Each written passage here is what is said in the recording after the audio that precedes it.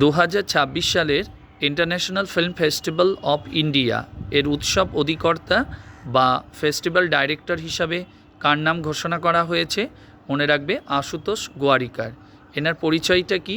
মনে রাখবে ইনি হলেন ভারতবর্ষের একটি বিখ্যাত সিনেমা, যে সিনেমাটা অস্কারে মনোনীত হয়েছিল বিদেশি ভাষা বিভাগে। সিনেমাটার নাম হলো লাগান সিনেমা। এই সিনেমার ইনি ছিলেন পরিচালক। তাকেই ফেস্টিভ্যাল ডাইরেক্টর বা উৎসব অধিকর্তা হিসাবে দায়িত্ব দেওয়া হয়েছে। আর মনে রাখবে এই উৎসবটি প্রত্যেক বছর কোথায় অনুষ্ঠিত হয়, মানে স্থায়ী ঠিকানা বা পার্মানেন্ট ভেন্যু, সেটা হলো গোয়া। আর মনে রাখবে এটা কবে থেকে শুরু হয়েছে? 1952 সাল থেকে এটা শুরু হয়েছে। নেক্সট কোশ্চেন হলো 2026 সালে খেলো ইন্ডিয়া ট্রাইবাল গেমস প্রথমবার অনুষ্ঠিত হয়েছে। এটা কোথায় অনুষ্ঠিত হয়েছে? মনে রাখবে ছত্তিশগড়ে অনুষ্ঠিত হয়েছে। ছত্তিশগড়ে বেশ কিছু শহরে এটা অনুষ্ঠিত হয়েছে। আর মেডেল তালিকায় প্রথম স্থান দখল করেছে কারা?